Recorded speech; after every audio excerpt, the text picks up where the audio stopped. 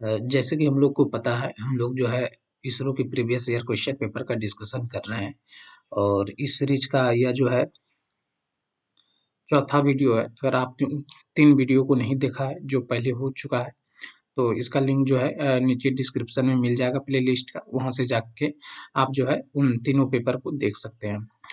अगर उन तीनों पेपर की बात करें तो वह भी तीनों paper Vikram Sarabhai space centre का था और ट्रेड की बात करें तो वह जो था फीटर का था। और आज जो हम लोग बात करने वाले हैं वह मशीनिस्ट ट्रेड के बारे में बात करने वाले हैं, यानी जो है इसी पेपर का डिस्कशन करने वाले हैं। और यहाँ डेट की बात करें तो आप देख सकते हैं 2/6/2019 का। और टोटल जो मार्क्स यहाँ है 320 मार्क्स रखा गया था और टोटल नंबर ऑफ क्वेश्चन जो था वो 80 था। तो इसी पेपर को आज जो है 80 है, इतना है।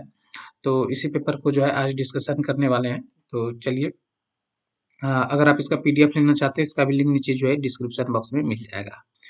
और इस वीडियो को जो है शेयर करना ना भूलें, काफ़ी लोगों तक पहुँचाए ताकि जो है सबको लाभ मिल सके। तो चलिए, आज का हमारा जो पहला क्वेश्चन है वह है डॉट डॉट में कार्य पारस्परिक होता है, यानी द जॉब रेसिप्रोकेट्स इन, यानी आपको बताना है कि किस मशीन में जो है जॉब जो है रेसिप्रोकेट करता है। नहीं, रेसिप्रोकेट मतलब आगे पीछे करता है। क्या वह शेपिंग मशीन है, या फिर जो है स्लॉटिंग मशीन है, प्लेनिंग मशीन है, या फिर डी में मिल जाता है ऑल ऑफ दिस। तो कौन सा मशीन है? तो हमारा जो जॉब रेसिप्रोकेट करता है वह जो है प्लेनिंग मशीन में करता है, यानी ऑप्शन जो है बी सही हो जाएगा। अगला प्रश्न है प्लेनिंग मशीन में द्रुत प्रतिगमन क्रियाविधि डॉट डॉट के लिए आवश्यक है। इंग्लिश देख लेते हैं। Quick return mechanism in a planing machine in necessary to, यानी आपसे पूछा जा रहा है कि रिटर्न मैकेनिज्म का जो प्रयोग करते हैं वह किसके लिए करते हैं। तो रिटर्न मैकेनिज्म का जो हम लोग प्रयोग करते हैं वो परिचालन के समय को जो है कम करने के लिए, ऑप्शन जो है सी हो जाएगा। यानी रिड्यूस ऑपरेशन टाइम को जो है कम करने के लिए हम रिटर्न मैकेनिज्म का प्रयोग करते हैं प्लानिंग मशीन में। चलिए, अगला प्रश्न है नर्नल नर्लन वह प्रक्रिया है जो डॉट डॉट पर किया जाता है, यानी knurling is operation done on, यानी नर्लन जो प्रक्रिया हम लोग करते हैं, जैसे कि आप लोग को पता है कि ग्रिपिंग के लिए जो हम लोग नर्लिंग प्रक्रिया करते हैं, तो नर्लिंग जो है 3 प्रकार से होता है कि स्ट्रेट नर्लिंग होता है और फिर एक पैरेलल नर्लिंग होता है, फिर डायमंड नर्लिंग होता है, इस प्रकार से होता है। तो वह जो है नर्लिंग की प्रक्रिया जो की जाती है वह कौन सा मशीन पे किया जाता है? क्या लेथ मशीन पे, ग्राइंडिंग मशीन पे, मिलिंग पे, या फिर जो है डी मिल जाता है शेपिंग पे। तो नर्लन की प्रक्रिया जो करते हैं वह हम लेथ मशीन पे करते हैं, तो ऑप्शन ए सही हो जाएगा। अगला प्रश्न है बेलनाकारी जॉब के कोर प्रत्यांश को डॉट डॉट कहा जाता है, यानी bevelling the edge of cylindrical job is called, यानी जो है कोई इस प्रकार से बेलनाकार जॉब है, इसको जो है हल्का सा बेवलिंग इस प्रकार से कर दिया जाता है, यहाँ से और ऐसे इस प्रकार से बेवलिंग कर दिया जाता है। तो इसे बेवलिंग करने की प्रक्रिया को क्या कहा जाता है? यहाँ जो देख रहे हैं ये बेवलिंग करने की प्रक्रिया को क्या कहा जाता है?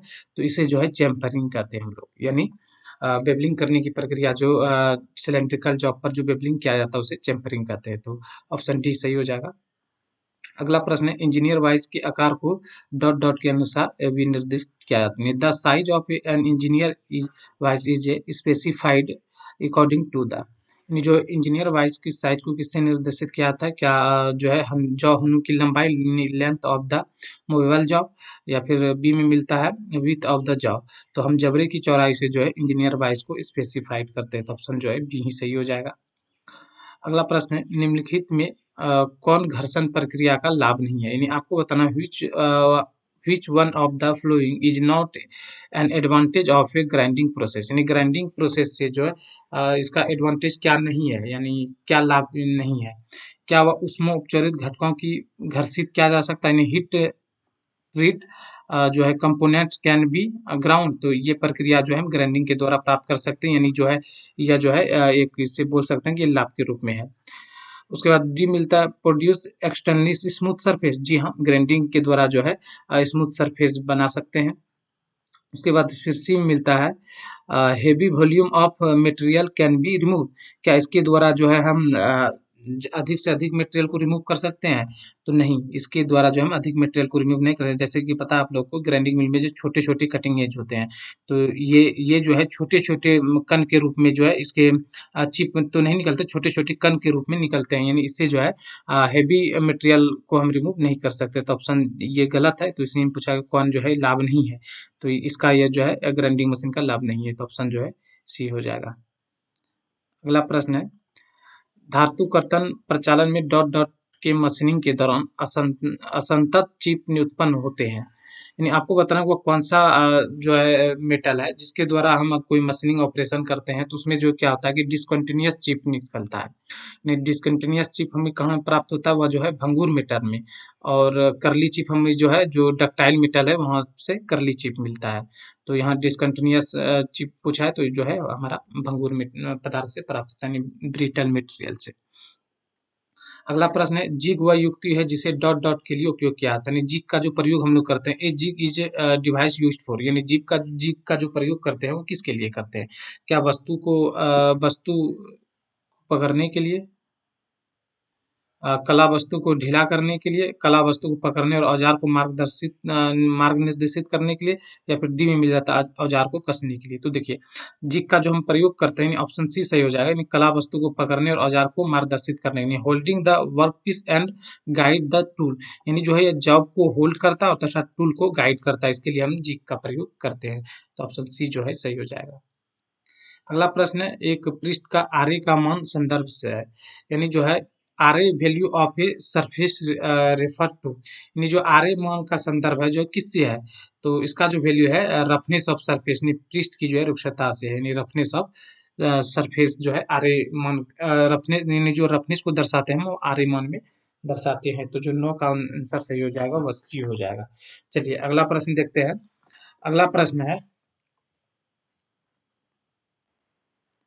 अगर कर्तन कोण 30 मीटर प्रति सेकंड है तो मृदु इस्पात के लिए कार्बन का उच्च वेग प्रत्यामापी, इसको हल्का सा छोटा कर लेते हैं, इस्पाती उच्च वेग इस्पाती प्रवेदन जो है 520 मिलीमीटर की आरपीएम का परिकल्पना करना। इंग्लिश देख लेते हैं। Calculate the RPM for high speed steel drill इतना and cut mild steel if cutting speed is a 30 per minute, यानी जो है आपको क्या दिया गया है, ड्रिल का जो है डाया दिया गया है और साथ में जो है कटिंग स्पीड दिया गया है, यानी आपको आरपीएम फाइंड आउट करना है। तो आरपीएम फाइंड आउट करने का सिंपल फॉर्मूला है, जैसे कि आपको पता होगा, तो क्या है एन बराबर जो हो जाता है वह वी इंटू 1000, यानी 1000, और बटन में हो जाता है आपका पाई डी। आप जब इस फार्मूले पे रखेंगे तो रखने के बाद जो है आपका सिंपली आंसर 477 के आसपास आएगा, जो कि ऑप्शन बी में 478 मिलता है। तो आप इसका जो आंसर सही हो जाएगा वह बी हो जाएगा। अगला प्रश्न है, 10 मिलीमीटर परिच्छेदक द्वारा मृदु इस्पात का एक छिद्र रिम किया जाना है, छिद्र वर्धन से पहले छिद्र प्रवेधन के लिए प्रवेधन का व्यास कितना होगा, यानी आपसे पूछा जा रहा है कि a hole the reamed on the mild steel with a 10 reamer, जो है एक होल करना है, जो रिमर का साइज कितना है 10 है। What will the diameter of the drill for the drilling the hole before reaming, यानी आपको जो है आरडीएस फाइंड आउट करना नहीं, यानी जो है रिमर ड्रिल साइज। तो आपको पता है कि रिमर आरडीएस बराबर जो फार्मूला होता है, आरडीएस बराबर जो फार्मूला होता है वह होता है रिमर साइज माइनस, उसके बाद होता है अंडर साइज और प्लस में ओवर साइज। तो ये फार्मूला आप याद रखेंगे, तो यह जो है फार्मूला होता है। तो आपको यहाँ जो है अंडर साइज दिया गया है 0.02 और फिर यहाँ दिया गया है ओवर साइज भी दिया गया है। तो आप इसको डायरेक्ट को अगर ऐड कर लेंगे तो रिमर साइज कितना है आपका 10 है, और ये दोनों को ऐड करने के बाद जो आ जाएगा आपका 0. वह हो जाएगा 25। जब आप इसको जो है अगर घटा लेंगे तो आपका आ जाएगा 9.75 आ जाएगा। तो 9.75 जो ऑप्शन सी में मिल जाता है, यानी ऑप्शन सी जो है सही हो जाएगा। अगला प्रश्न है, कहाँ से डॉट डॉट का मिश्र धातु है, यानी bronze is an alloy of. तो ब्रॉन्ज किसका, ब्रॉन्ज जो है किसका मिश्रण है, तो यह जो है तांबा और टिन का मिश्रण है, यानी ऑप्शन बी में मिल जाता है तांबा और टिन। और वही अगर बात करें ब्रास की, तो ब्रास जो है कॉपर एंड जिंक का मिश्रण होता है, तो ऑप्शन बी ए में मिल जाता है। अगर जी ब्रास के लिए पूछे तो कॉपर एंड जिंक, और ब्रॉन्ज के लिए पूछे तो तांबा एंड टिन, यानी कॉपर एंड टिन हो जाएगा। अगला प्रश्न है, देखिए काफी इंपॉर्टेंट प्रश्न है ये, और इसका डिस्कशन जो हम लोगों ने कल भी किया था कि 18:4 और 1 के अनुपात में जो होता है वह हमारा क्या होता है, क्रोमियम, टंगस्टन और वेनेडियम होता है। तो यही पूछा गया, यानी हाई स्पीड स्टील में जो है 18 के अनुपात में जो है क्रोमियम होता है, 4 के अनुपात में टंगस्टन, और फिर 1 के अनुपात में वेनेडियम होता है। तो ऑप्शन जो है बी सही हो जाएगा। काफी इंपॉर्टेंट है ये।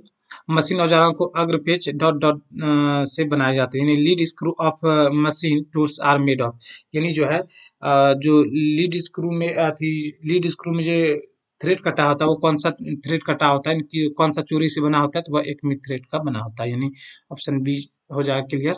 इसका डिस्कशन पीछे भी हम लोगों ने कर चुका था। तो निम्नलिखित में से कौन सा समलम चूड़ी का रूप है, यानी which of the following is a form of trapezoidal thread, यानी आपको बताना है कि समलम चूड़ी का रूप कौन कौन सा, क्या हुआ एकमी थ्रेड है, वर्म थ्रेड है, या फिर बटरस है। तो ये तीनों जो है एकमी थ्रेड के अंतर्गत आ जाएगा। अगर एकमी इसकी बात करें तो इसका जो एंगल होता है वह 90 डिग्री होता है, और बटरस का जो होता है वह 45 डिग्री होता है।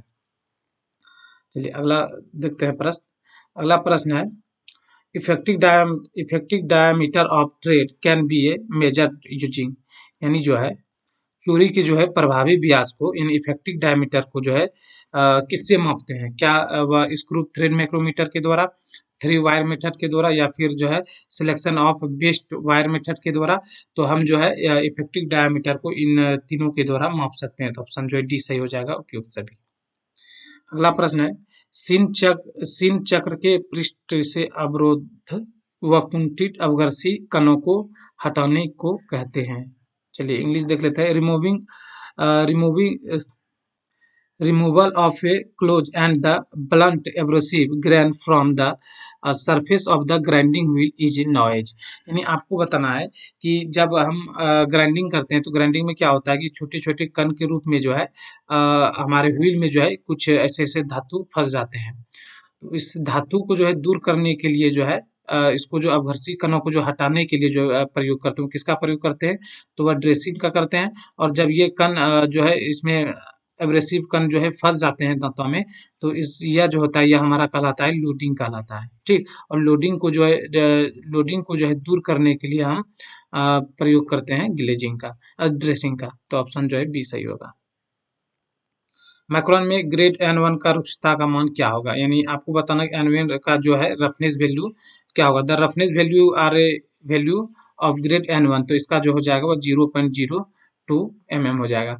और ये जो रफनेस वैल्यू जो दर्शाया जाता है वह N1 से लेकर N12 तक दर्शाया जाता है। N1 जो है अधिक फिनिश होता है, और N12 जो है कम फिनिश होता है, तो इसको भी आप याद रखेंगे। सिंह चक्र में स्टॉक निष्कासन की उच्च दर के लिए प्रयुक्त आबंध है, यानी the bound the grinding wheel used for high rate of stock removal.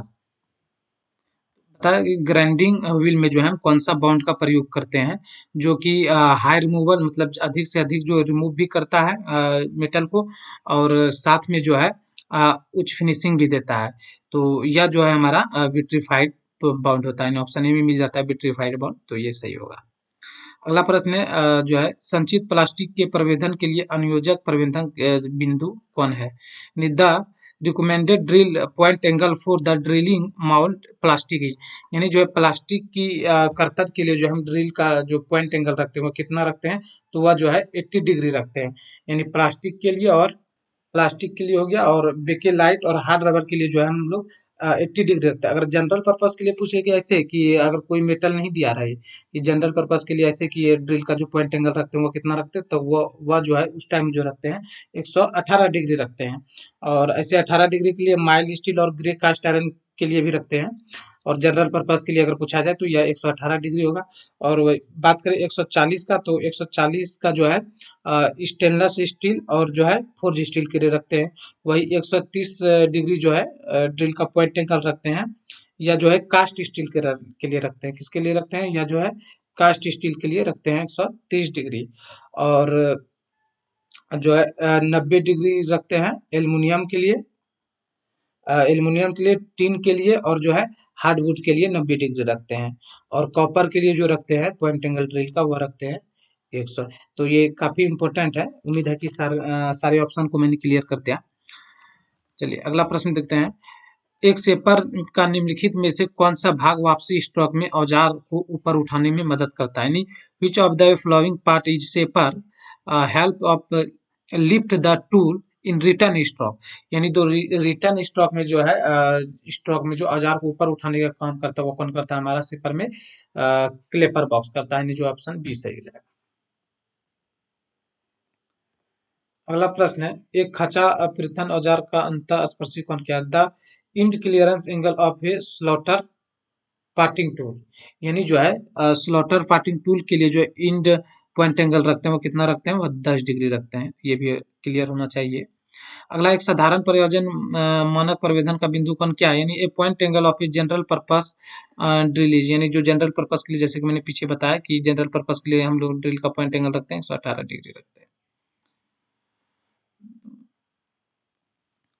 अगर बड़ा व्यास 30 मिलीमीटर, छोटा व्यास इतना और टेपर की लंबाई 100 मिलीमीटर हो, कार की कुल लंबाई इतना हो, तो टेल स्टॉक अपसेट प्रणाली में टेपर उत्पन्न करने के लिए अपसेट का दिए गए अपसेट का पता लगाना। तो इसके लिए जो है एक सिंपल फार्मूला होता है। तो ये होता है बड़ी डी माइनस छोटी डी अपन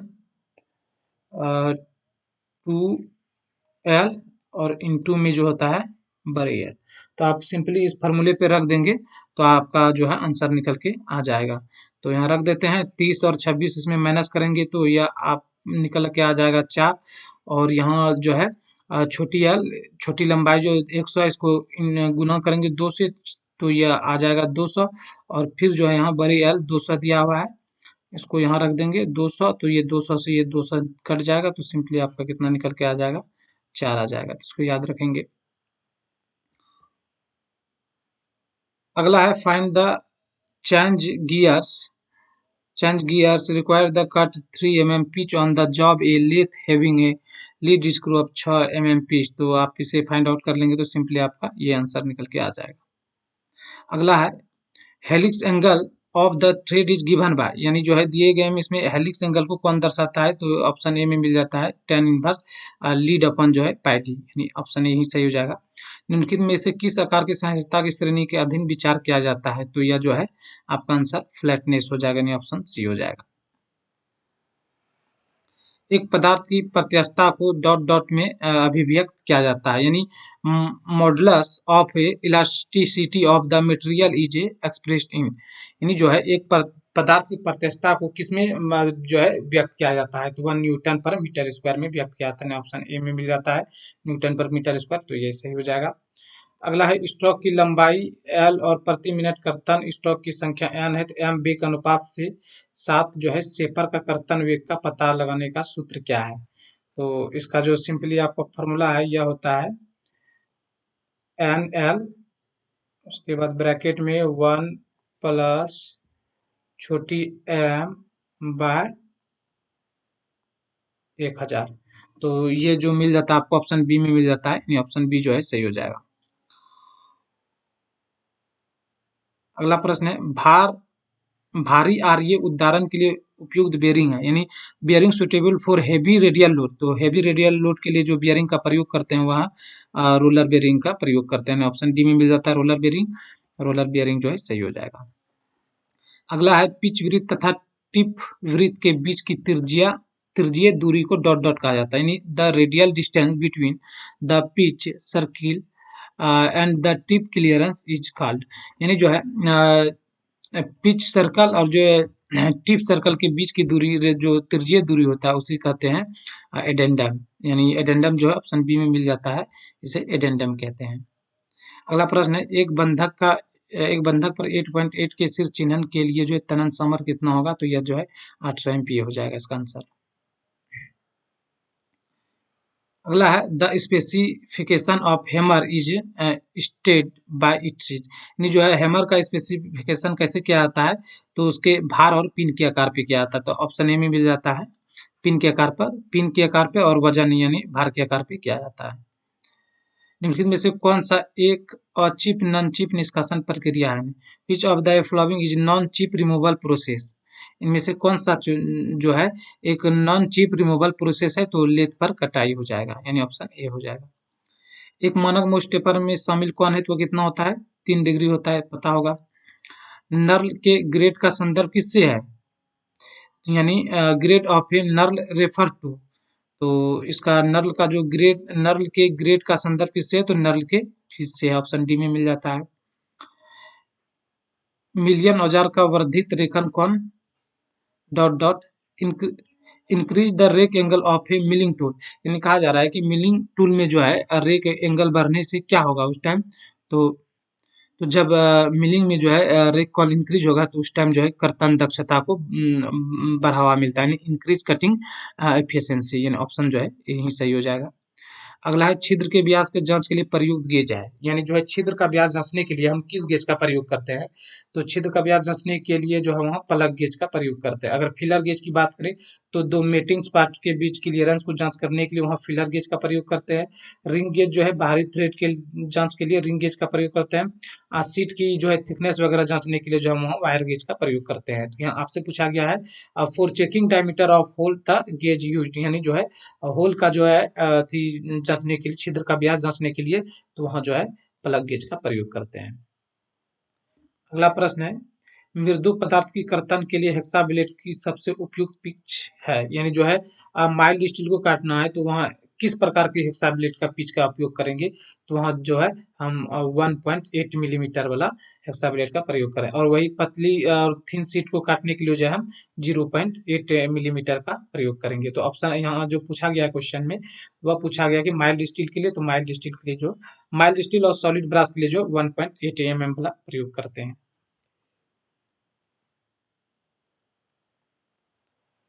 रेती पर धातु चिपों का अवरोधन को डॉट डॉट कहते हैं, यानी जो है closing of metal chipping in the file is noise, यानी जो है जब हम फाइलिंग करते हैं तो फाइलिंग में होता है क्या कि जो छोटे छोटे चिप होते हैं वो फाइल के दांतों के कण में जो है फंस जाते हैं। तो वो जब दांतों के कण में फंस जाते हैं तो उसे क्या कहते हैं? तो उसे पिनिंग ऑफ फाइल कहते हैं, यानी ऑप्शन ए में मिल जाता है पिनिंग। तो ये ऑप्शन ए ही सही हो जाएगा। अगला है, which of the following file is a commonly used for die sinking, engraving and the silver smithing, यानी जो है डाई मेकर के लिए, सुनार के काम के लिए जो हम फाइल का प्रयोग करते हैं वह जो है हमारा होता है रिफलर फाइल। कौन फाइल होता है? रिफलर फाइल, जो ऑप्शन ए में मिल जाता है। अगला ये न्यूमेरिकल है तो आप इसे फाइंड आउट कर लेंगे।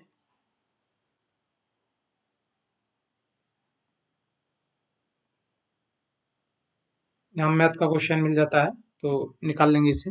तो सिंपली ये सब का फॉर्मूला पता होना चाहिए, आप फॉर्मूला जो है देख के इसे फाइंड आउट कर लेंगे। चलिए अगला प्रश्न है, औजार के फीड की दिशा तुर की घूर्णन की दिशा परिवर्तित करने के लिए निम्नलिखित में से किसे प्रयुक्त करते हैं? यानी आपको बताना है कि औजार की जो फीड की दिशा है और घूर्णन की भी वही दिशा है, इसे परिवर्तन करने के लिए, जिसे चेंज करने के लिए हम किस गियर का प्रयोग करते हैं? तो वहाँ जो है टम्बलर गियर का प्रयोग करते हैं, ऑप्शन बी सही हो जाएगा। अगला प्रश्न है, पाइपिंग की मोटाई की मापन के लिए निम्नलिखित सूक्ष्म मापी में से कौन सा उपयुक्त है? यानी जो है which of the following micrometer most suitable for measuring in the thickness of a pipes, यानी जो है पाइपिंग्स की मोटाई को मापने के लिए जो हम प्रयोग करते हैं हम ट्यूब माइक्रोमीटर, यानी नलिका सूक्ष्म मापी ट्यूब माइक्रोमीटर का प्रयोग करते हैं। अगला प्रश्न है, सेपर में निम्नलिखित में से किस द्रुत वापसी गति का क्रियाविधि का उपयोग किया जाता है? यानी which of the following quick return motion mechanism is a commonly used for shaper, यानी सेपरों में जो है क्विक मैकेनिज्म रिटर्न के लिए जो है हम वहाँ जो है किस प्रकार जो है मैकेनिज्म का प्रयोग करेंगे, यानी क्विक रिटर्न के लिए? तो वहाँ जो प्रयोग करते हैं हम crank and slotted link mechanism का प्रयोग करेंगे, यानी ऑप्शन जो है डी में मिल जाता है। अगला प्रश्न है, शेपर में दो लियान गति को रैम की प्रत्यागामी गति को डॉट डॉट के माध्यम से परिवर्तित किया जाता है। तो इसका जो आंसर हो जाएगा वह प्रतिकारी करी हो जाएगा, तो ऑप्शन ए मिल जाता है, यही सही हो जाएगा। अगला प्रश्न है, white metal is alloyed of, यानी जो श्वेत धातु जो है किसका मिश्र धातु है, तो जैसे कि पता है श्वेत धातु जो है वह टिन कॉपर और एंटीमनी की मिश्र धातु है, यानी ऑप्शन बी में मिल जाता है टिन कॉपर एंटीमनी, तो जो है ऑप्शन बी ही सही हो जाएगा। अगला प्रश्न है, the purpose of tempering hardened steel component is for, यानी एक कठोरीकृत इस्पात घटक को पायन का उद्देश्य क्या है, यानी आपको बताना है कि जो टेम्परिंग प्रक्रिया करते हैं उसका उद्देश्य क्या है, तो प्रघात भारण क्षमता को बढ़ाने के लिए, यानी जो है increase the ability for shock load, यानी शॉक लोडिंग के लिए जो है टेम्परिंग में क्या होता है कि हम जो है भंगुरता को कम करके टफनेस को बढ़ाते हैं, तो ऑप्शन जो है डी में मिल जाता है सही आंसर। अगला है, ratio between spindle gear and stud gear from most of the lathe, lathe में जो है स्पिंडल गियर और स्टड गियर का जो रेशियो होता है वह अनुपात होता है वह 1:1 में होता है, तो ऑप्शन सी सही हो जाएगा। सीमेंटेड कार्बाइड टूल जो है किससे बना होता है, तो सीमेंटेड कार्बाइड जो बना होता है वह कार्बन कोबाल्ट एंड टंगस्टन का बना होता है, यानी ऑप्शन डी में मिल जाता है। अगला है, जिग का वह प्रकार है जिसमें आधार प्लेट उपलब्ध नहीं होता, उन्हें जिग का कौन सा प्रकार है इसमें बेस प्लेट नहीं होता है, तो बेस प्लेट हमारा किसमें नहीं होता है, वह जो है प्लेट जिग में बेस प्लेट नहीं होता है, यानी जो है ऑप्शन ए में मिल जाता है।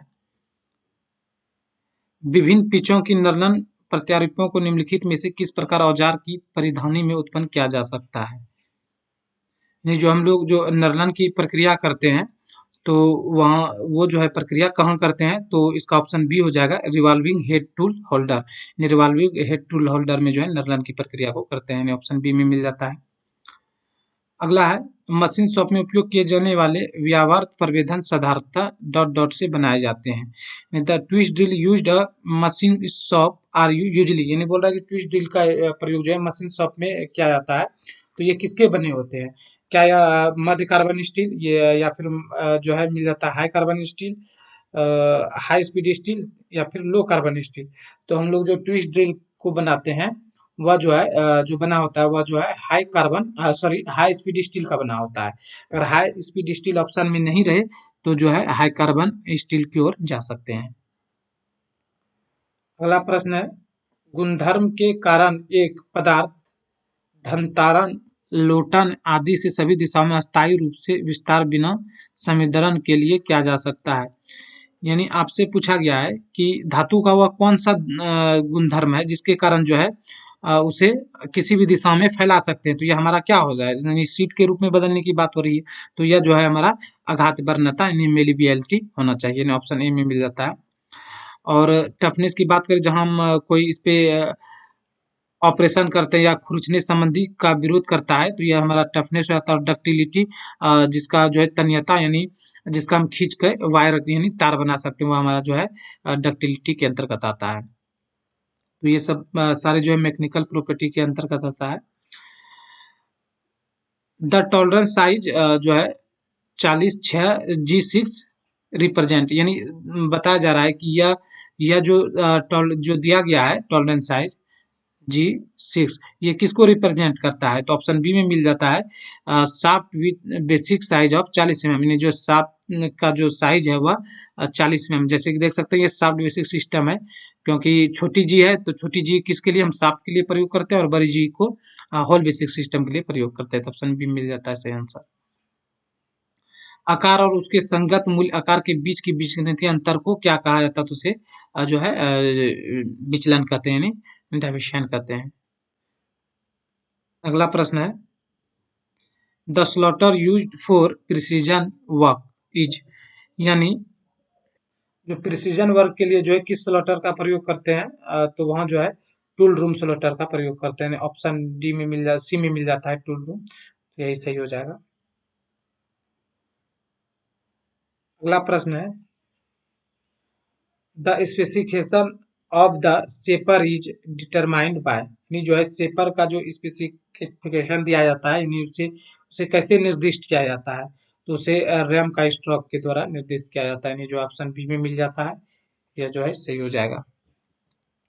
चलिए अगला प्रश्न है, हाँ 74 का है। अगला प्रश्न है, एक प्लेनिंग मशीन में धातु का कर्तन डॉट डॉट के व्युत्क्रमण से होता है, यानी in a planing machine metal cutting take place by the reciprocation of, यानी जो है बोला जा रहा है कि प्लेनिंग मशीन में जो धातु का जो कटिंग होता है वह किसके रेसिप्रोकेट से होता है, तो वह जो है टेबल के रेसिप्रोकेट से होता है, ऑप्शन ए में मिल जाता है, तो ऑप्शन ए ही सही हो जाएगा। अगला प्रश्न है, निम्नलिखित में से किस लेथ के केंद्र में न्यूनतम जीर्ण शीर्ण होता है और टेल स्टॉक अपसेट वर्तन के लिए विशेषाकार उपयुक्त है, यानी which of a following lathe centre has minimum wear and the tear particularly suitable for tail stock offset turning, यानी जो offset turning करते हैं वो लेथ में वो कहाँ करते हैं, वो बॉल सेंटर पे करते हैं, ऑप्शन सी में मिल जाता है ball centre. Taper turning operation and lathe can be carried out using, यानी जो टेपर टर्निंग के लिए जो किस पत्ती का प्रयोग करते हैं, तो वहाँ फर्म टूल पत्ती, कंपाउंड रेस्ट मेथड और टेल स्टेक अपसेट मेथड, यानी जो है तीनों प्रकार से हम टेपर टर्निंग कर सकते हैं, तो ऑप्शन डी में मिल जाता है, सही होगा। अगला है, एक ज्यामिति श्रेणी के 3 क्रमागत पदों का गुणनफल 27, उसका मध्यपात क्या है, तो आप इसे सिंपली जो है निकाल लेंगे, मैथ का है, तो इसका जो है 3B नंबर ऑप्शन हो जाएगा। प्रमुख पृष्ठीय प्रतिरूपण की दिशा को डॉट डॉट कहा जाता है, यानी direction of the predominant surface pattern is no edge, यानी जो प्रमुख पृष्ठीय पे जो अनियमितता टाइप का बन जाता है उसे क्या कहते हैं, उसे जो है अनियमितता की दिशा को क्या कहते हैं, उसे रफनेस कहते हैं, यानी ऑप्शन बी में मिल जाता है रफनेस। निम्नलिखित में थ्रेडेड घटकों में बड़ी मात्रा में उत्पादन के लिए उपयुक्त तरीका कौन सा है, यानी जो है हमको थ्रेड का निर्माण करना है और वो भी मास प्रोडक्शन के लिए जल्दी जल्दी करना है, तो उसके लिए जो हम प्रक्रिया अपनाएंगे वो कौन प्रक्रिया अपनाएंगे, क्या यूजिंग चेसर या फिर थ्रेड मिलिंग, थ्रेड रोलिंग या फिर थ्रेड ग्राइंडिंग, तो जब इसका उपयोग जो है मास प्रोडक्शन में क्या आता है कि जल्दी जल्दी थ्रेड का निर्माण करना है, तो वहाँ जो है हम थ्रेड रोलिंग का प्रयोग करेंगे, यानी ऑप्शन बी मिल जाता है। एकीकृत थ्रेड के लिए शामिल कौन डॉट डॉट है, तो यानी the included angle of A unified thread is, यानी यूनिफाइड थ्रेड का जो इंक्लूडेड एंगल होता है वो कितना होता है, वो 60 डिग्री होता है। तो बस आज के पीडीएफ में जो है इतने ही प्रश्न थे, और हम लोगों का यह सीरीज जारी रहेगा, तो अगर इसका पीडीएफ चाहिए तो आपको नीचे डिस्क्रिप्शन में भी मिल जाएगा, और साथ में जो है 1000 एमसीक्यू और निमी के वर्कशॉप कैलकुलेशन के सारे का क्वेश्चन पेपर का पीडीएफ जो है नीचे मिल जाएगा, तो वहाँ से जाके आप जो है सिंपली ले सकते हैं। तो चलिए इस वीडियो में इतना ही।